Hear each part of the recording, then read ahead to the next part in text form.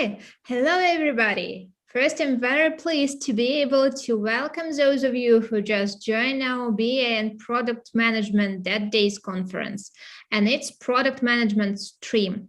Next 50 minutes, we will be talking about product management frameworks used by such successful companies as Amazon and Spotify that help their team to improve upon and build their products consistently.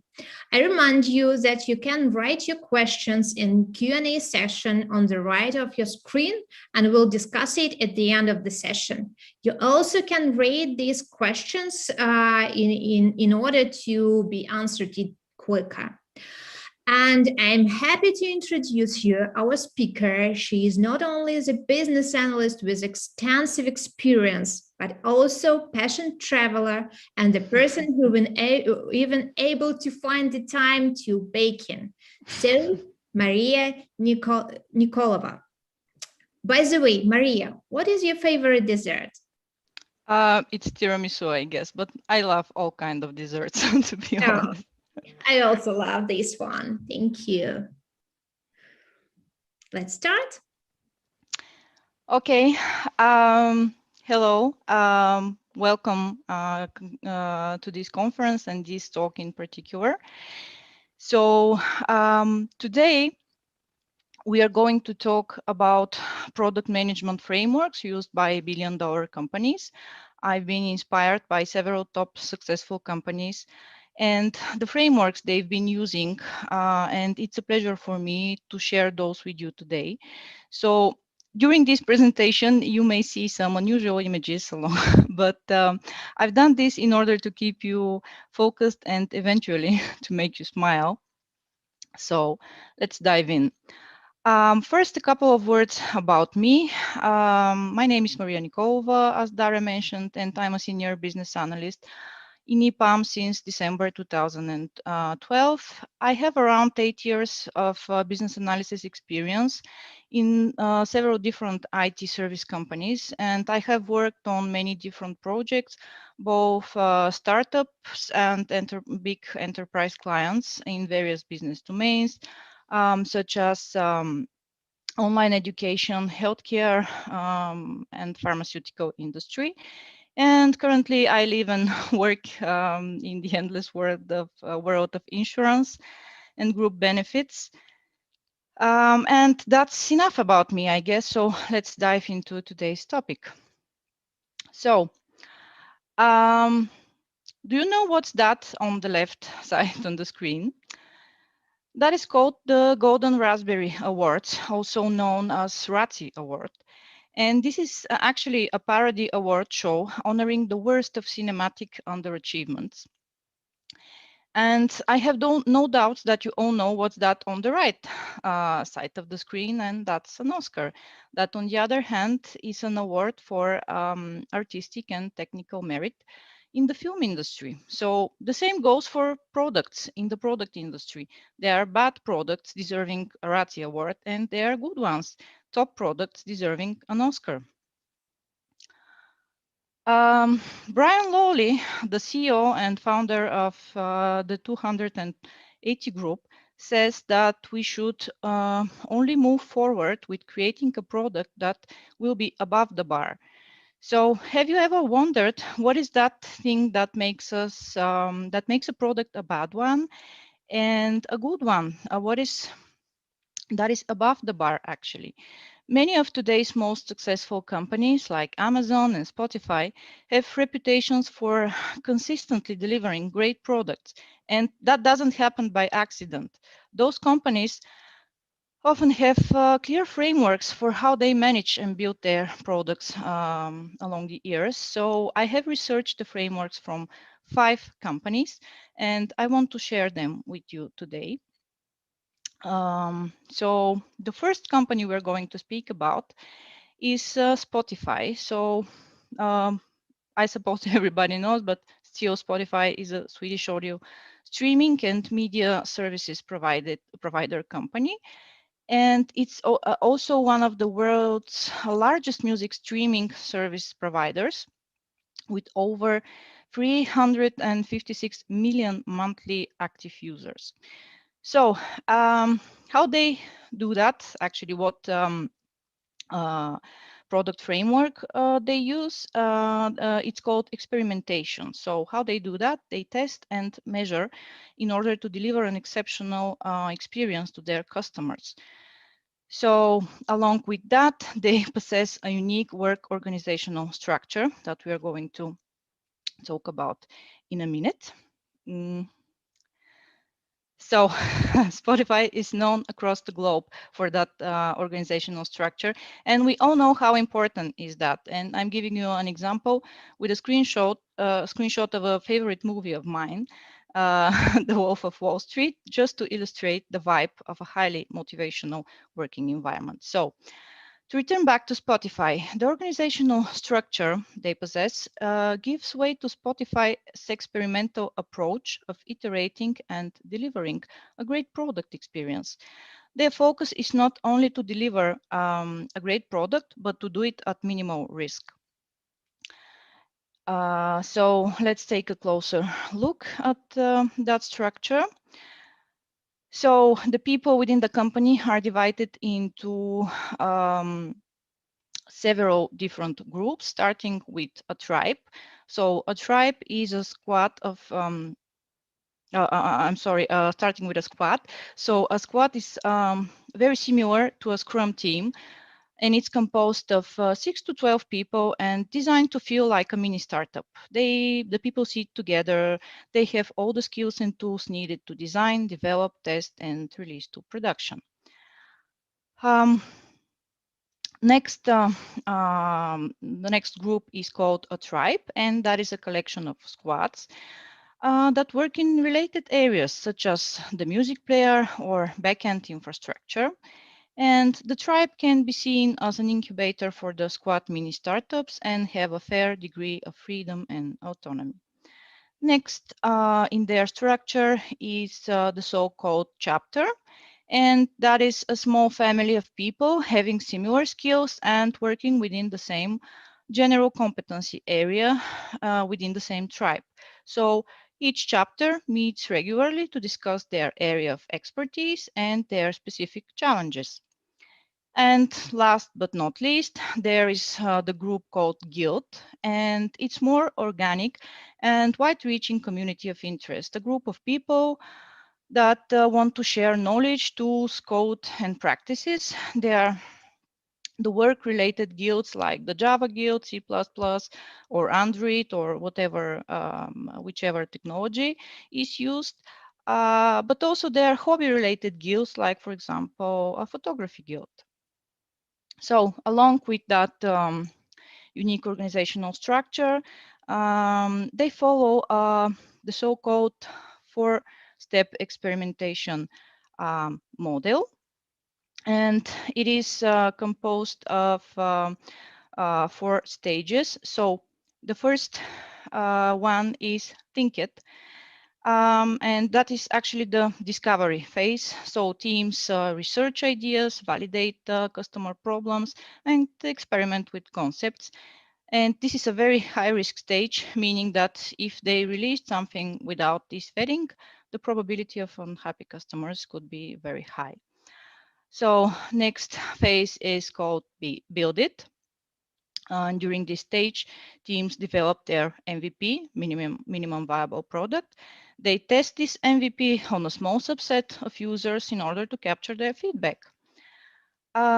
Next is the Shipit phase. During that phase, they will release a new feature to a small set of Spotify users, and then they will monitor how those people will use it. And if the feature is a success, they will roll it out to entire user base. But if it's a failure, they will go back to the drawing board. And last phase is tweak it.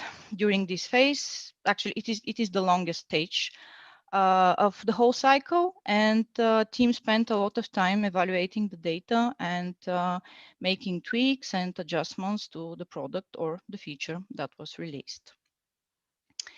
So that was all for Spotify and the experimentation plus the unique organizational structure. I'm moving on with the next top company that we are going to talk about, and this is Amazon, and um,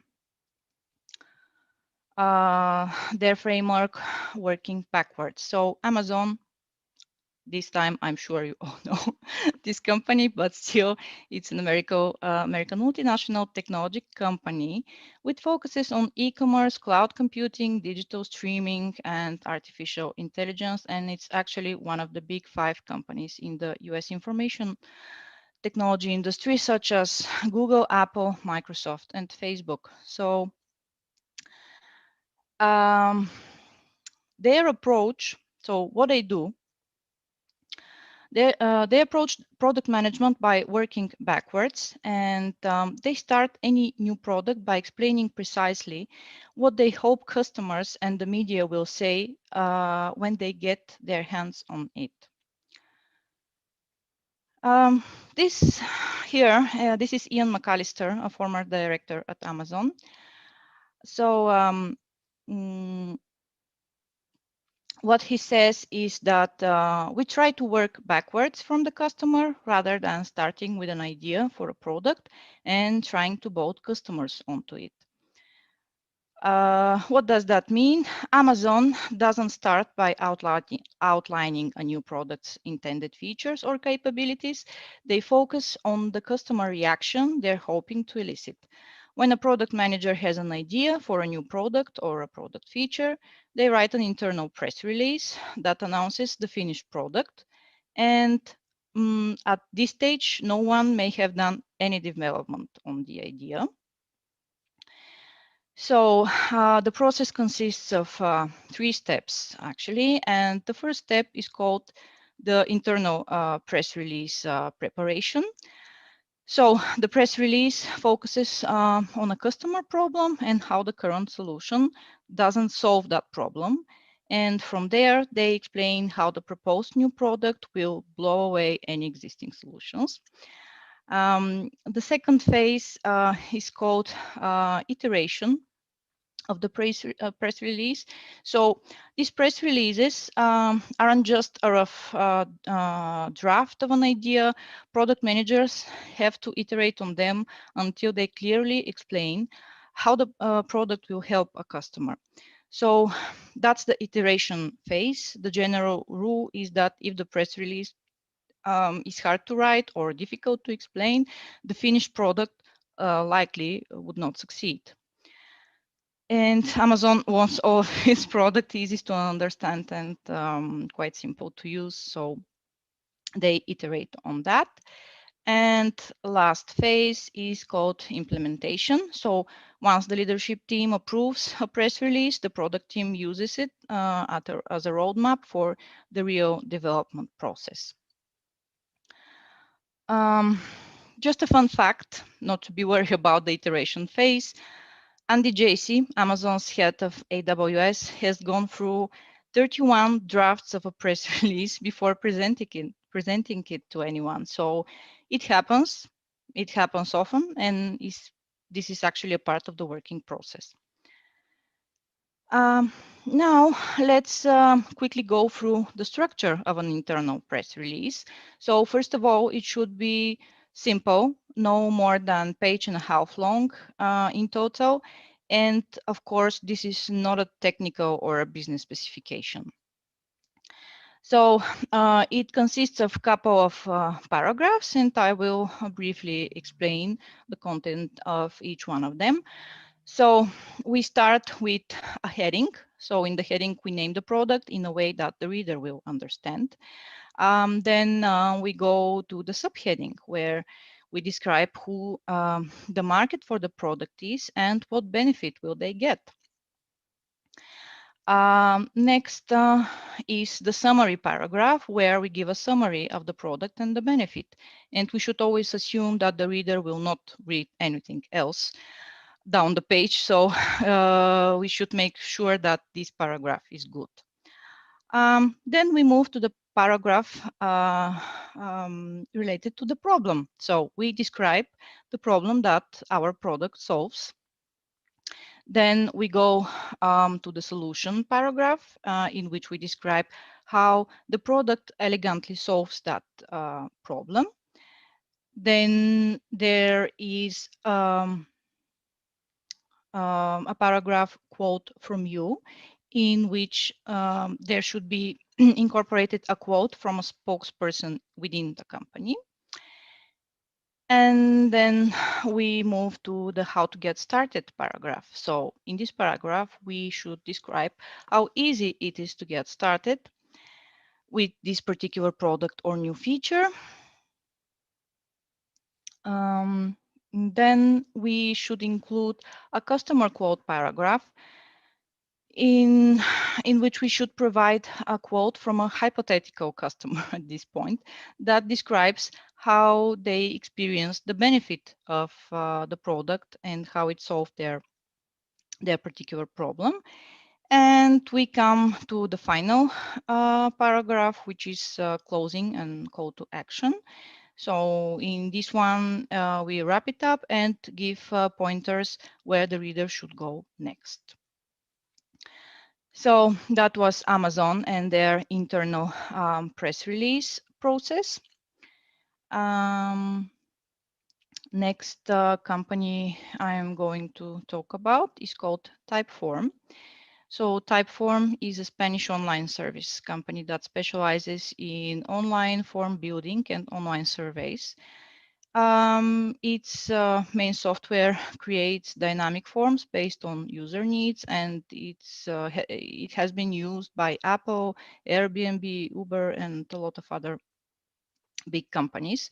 So Typeform produces millions of forms every month.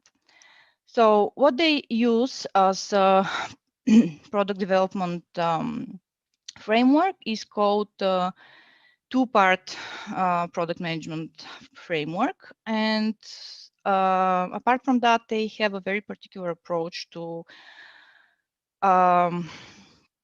MVP, the definition of minimum viable product. So the motto of Typeform is adaptability and continuous improvement. They don't have a step-by-step process, which is set in stone. Instead, they adapt to the context they're facing and they keep experimenting. So let's see in more details. So their process is divided into two parts. The first half focuses on product discovery, which Typeform considers to be crucially important.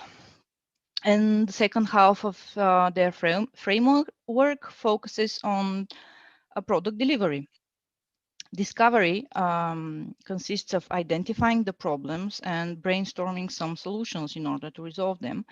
And of course, validating solutions with a testable product. Once a feature clears discovery, it moves to delivery.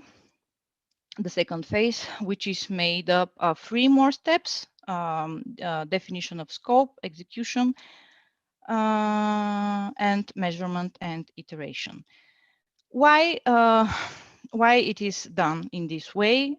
Because figuring out what to build is as important as the building process itself. So before building anything, they want to find out if a product idea is good enough and if it makes sense to actually build anything. So let's talk about the second part of the uniqueness of Typeform, and that is actually their approach to the MVPs. So you may be wondering what you're seeing here, and I will explain. This guy is the legendary basketball player Kevin Durant, and during one of his emotional speeches, he mentioned his mother and said she was the real MVP, not him. So in his context, MVP means the most valuable player. So let's see about our MVP, the minimal viable product, and how Typeform approaches it. They say MVP itself can be confusing. So how do you define minimum and how do you define viable?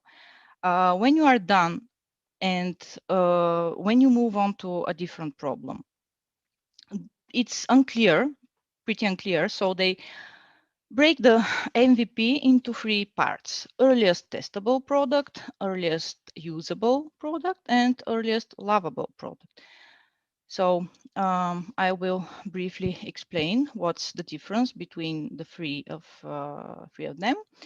So let's start with the earliest testable product. And for the sake of this presentation, you can think of it as a skateboard. This is something simple. It is the first release customer can actually do something with. It might not solve their problem, but it generates at least some kind of feedback.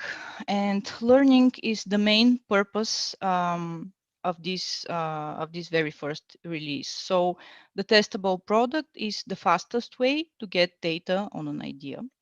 And during the discovery phase, they only built earliest testable products. Next is the earliest usable product. And for our case, think of it as a bicycle. So our skateboard has evolved into a bicycle. The earliest usable product is the first release early adopters will actually use willingly. It is far from done, but it might not be very likable at this point. It does put the customers in a better position than before, and it's the result of the first iteration within the delivery phase, which is the second phase of their approach. So the main purpose is to collect data and feedback. And at this point, Typeform is trying to figure out whether it's worth putting more hours into developing the full product, or they should rethink their concept. Moving on to the earliest lovable product. So this is the last part of this MVP. So think of it as a bright and shiny motorcycle. Why not? This is the product the customers will actually love. They will tell their friends about it. They're willing to pay for it. It's still not 100% finished, but it's the closest thing to a finished product at this stage. So breaking down the MVP into bite-sized pieces will help you get feedback and data during every step of the process. And that way you can use a much more measured and testable approach in order to deliver something that your customers will really want and will really use and will actually get a great benefit from using it. So that was all about Typeform and their two-part product framework and unique approach to MVPs.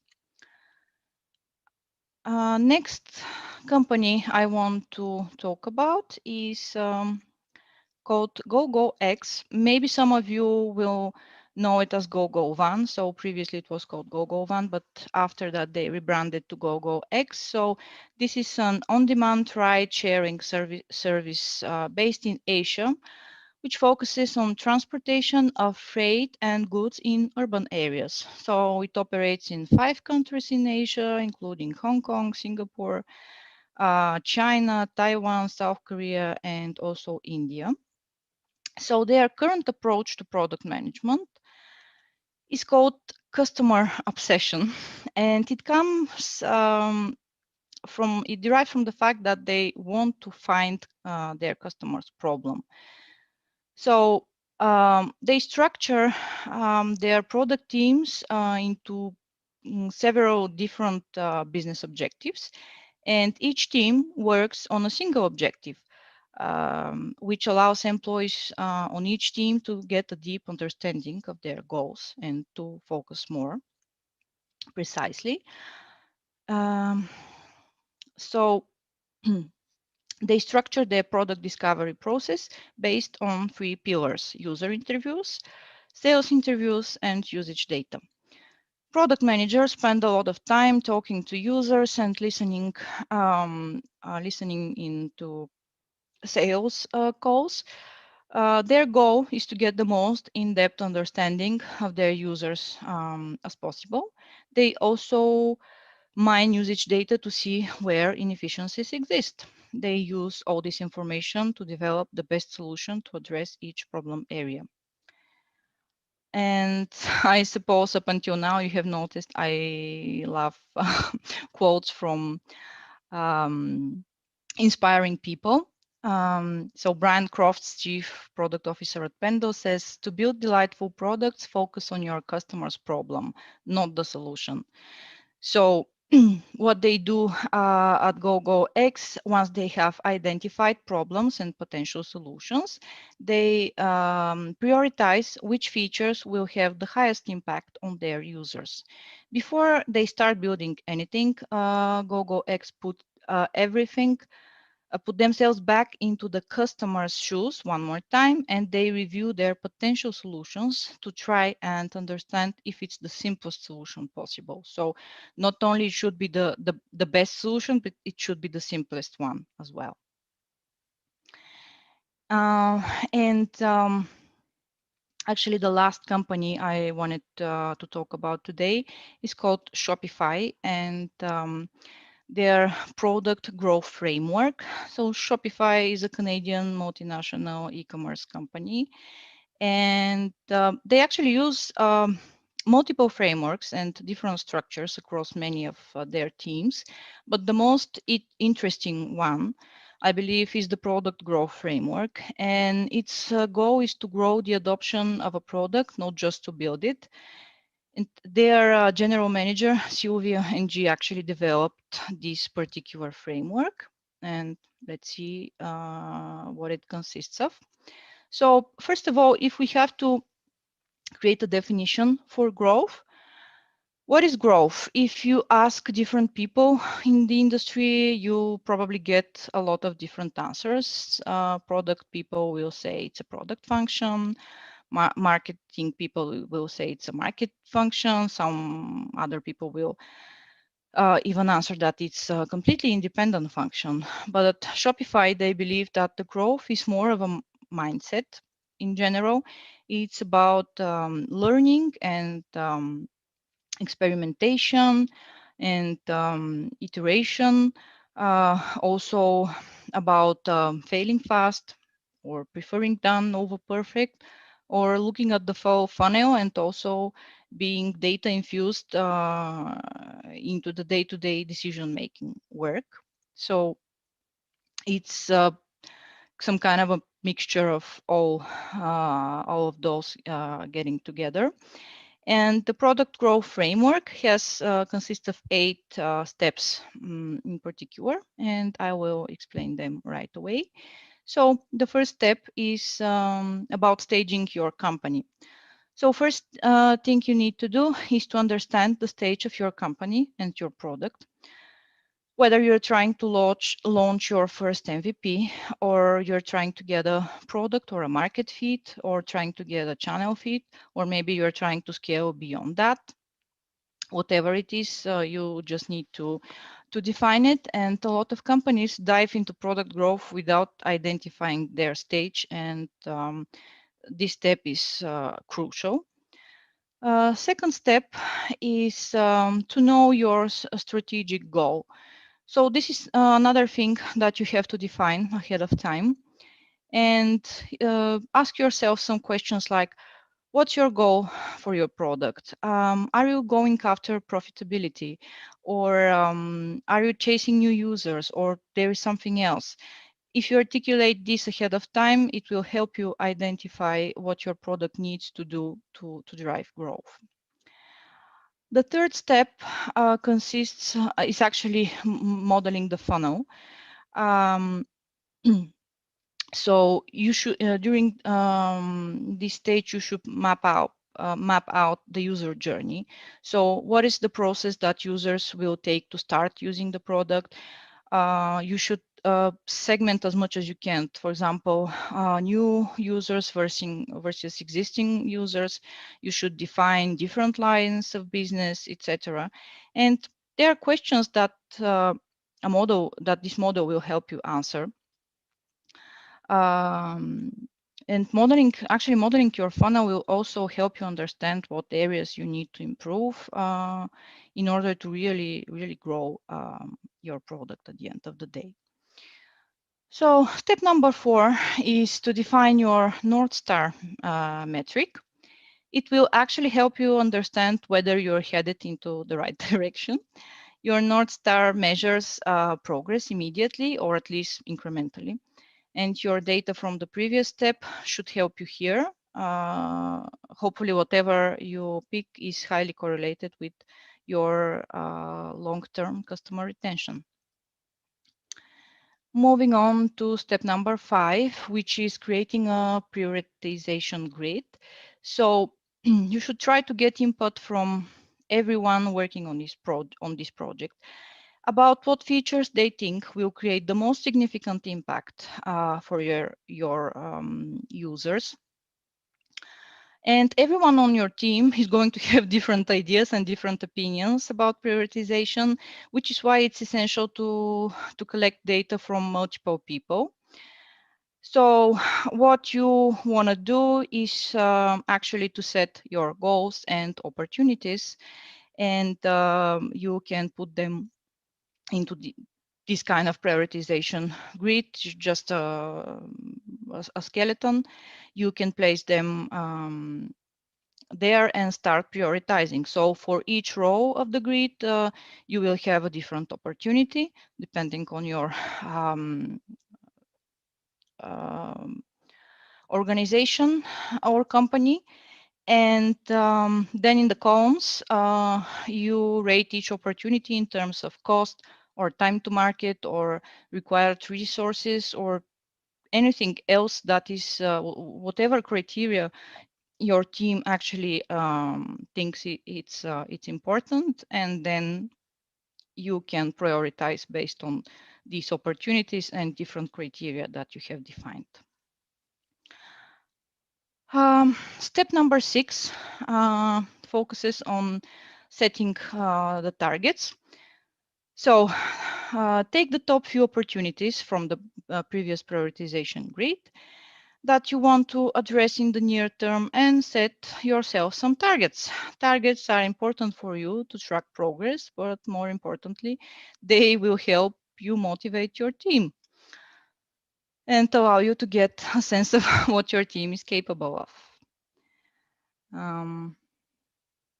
And then moving on to step number 7, which is actually the work on the actual execution. So efficient execution enables every step of product growth. You need to work with your team to create an efficient process for all phases of a product development, from prioritization to delivery. At this stage, you should define sprints, stand-ups, determine how often you will review your prioritization grid. You should set up different streams for optimization. You can also define some OKRs that are applicable and valuable to your organization in particular. And the last step is developing a multidisciplinary team. So you should create a minimum viable team, not only a minimum viable product, but a minimum viable team that functionally contains product, engineering, design, data, and marketing. And it doesn't have to be 5 separate people. You can collapse or expand as you require, but it's essential to have each one of those within the team. So that was all about Shopify and their unique product growth framework. From what you have heard so far, maybe you you ask yourself, what is the key for creating continuously successful products? And actually, the answer is pretty simple here. The key is consistency. So consumers might notice if you create one great product, but if you never do it again, they will forget about you and move on to the next thing that comes along. And consistently putting our great products will create not only new customers, but also advocates for your brand. And It's one of the reasons Spotify, Shopify, Amazon, and others are so well known. They consistently deliver great products. And the same goes with Madonna. She consistently delivers great tubes, and that's why everybody knows who she is, and she's the queen of the pop. After all set up until now, it's everything is very good. But if it was up to you to choose the most suitable product framework, how would you do that? So I'm not sure there is a correct answer to that, but I think it should be a combination of multiple factors, and especially what is your position within the company? Are you the product manager? Are you empowered enough to take these kind of decisions? What's your type of business? Whether your company works with B2B or B2C clients, whether you provide an online digitalized service or you deliver a physical product, or maybe a combination of both. What is your organizational structure? Is this a startup? Do you have relative freedom to test and introduce new procedures and strategies? It always can be a risky and tricky venture. We all know that. And you may be a part of a big enterprise structure that can be quite conservative about such risky projects. And last but not least, for me depends on the goals you want to achieve. So you should define your targets and results. For example, you aim to gain 10,000 new customers or 100% client satisfaction based on some survey. You asked your clients to fill in. So whatever the truth, I'll be happy if I have inspired you with some ideas in this talk, and I hope you have the chance to apply them in your project or company. And if you wonder about me and my previous experience, and if I have tested something into practice from all of those 5 frameworks I just spoke about. So as I mentioned before, I'm just a business analyst working for IT service company. So I've never held the position up until now, so far, the position of a product manager, being 100% responsible for the product creation and the product development process. Still, I was thinking if there is something I have used in my day-to-day job that corresponds to the frameworks, and I just reviewed with you. And what first came to my mind is actually customer obsession, the framework that is used by the GoGoX company. So I will share just a short story of one of my previous projects. It's not an EPAM project, but it doesn't actually matter. So it was a medium-sized company, a family-owned, women-led business in the domain of well-being and healthcare strategies in the USA. So what I started with is to focus on their major problem. That was actually the lack of an automated tool or a system or application that manages their various internal processes and workflows. So they had a huge database of with eligible, they called them eligible participants, eligible for their specific services that they were providing. But that eligibility changed all the time. So there were new employees hired, employees that were quitting the companies or migrating from one company to another. There were employees going on maternity leave, retiring, all kind of external and internal migrations. So imagine they managed all that info about eligibility rules plus demographic and non-demographic information for all participants, data validation, duplicates records checks and suspect records, etc. They all managed that exclusively manually into Excel files. And they were also getting paper paper copies of medical and lab forms from external vendors and were manually transferring lab results. Imagine a medical form with like 100 lab results that you need to manually transfer into those Excel files. So the employees were exhausted, and there was a high rate of mistakes, and the employees were quitting the company.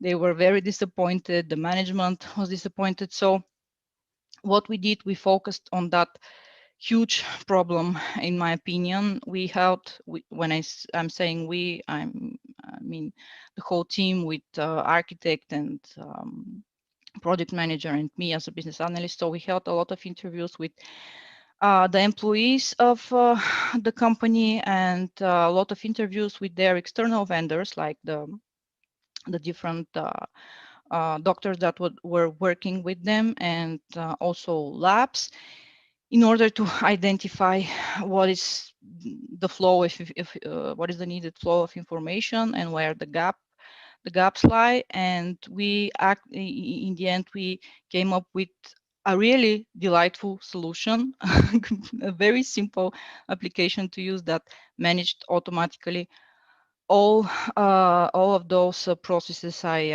just quickly described.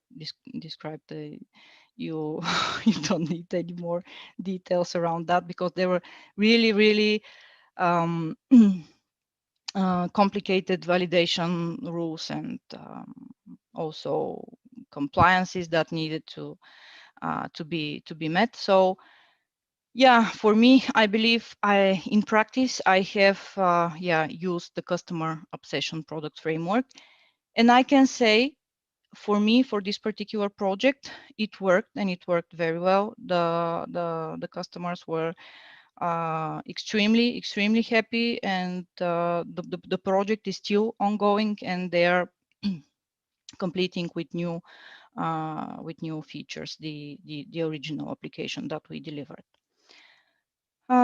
So that was all for me today.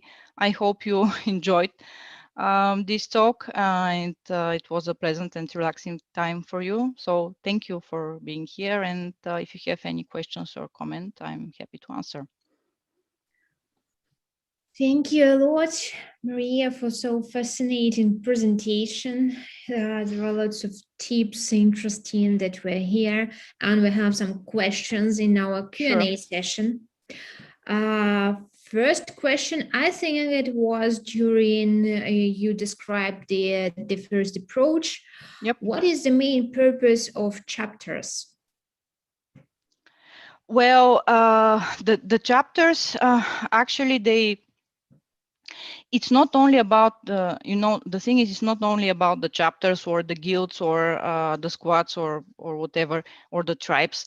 It's about having all of those groups combined. So it will not function only with the chapters or only with the guilds, or at least I don't say that your company or your product will fail, but it will not have the full mind-blowing effect that their organizational structure at Spotify actually possess. So if that answers that question. I hope yes. Thank you a lot. And the next question is, how does the backwards approach differ from the ideation? What is the key difference? I think the key difference here is the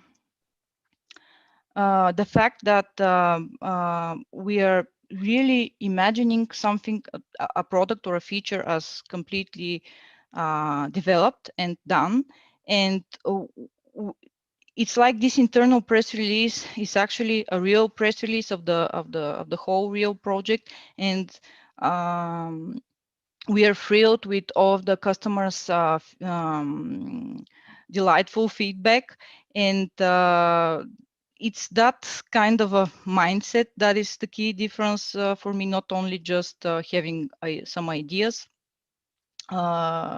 beforehand, but just to imagine that the whole process has happened, the development is over, and the customers are over the roof happy with what they will receive as a product or feature.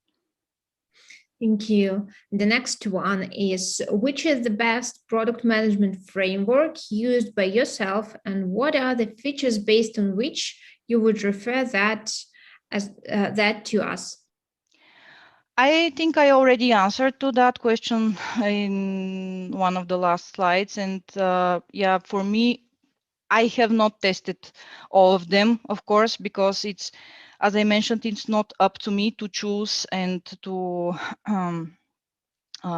implement such a product development framework into a company. But I have used the product, the customer obsession framework, and I already explained that it worked really, really well for not only for the customer, for the developing team as well. We really felt a lot of joy and relief that we helped those poor people with their everyday work.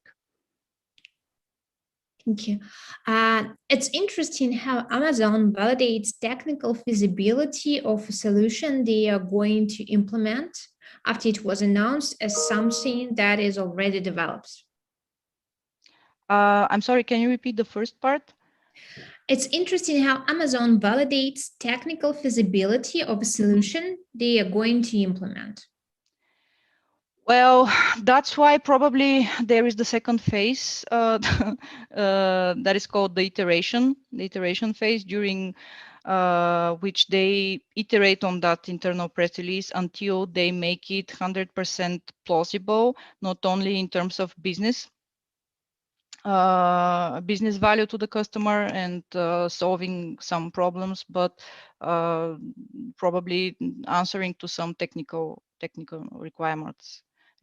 So I believe this is elaborated during the second iteration phase. Are they publish everything to all the users, or do some A/B testing or some internal testing, beta testing? Do you know? You mean in Amazon, or? Yeah. I can't be 100% sure. I'm sorry. Okay.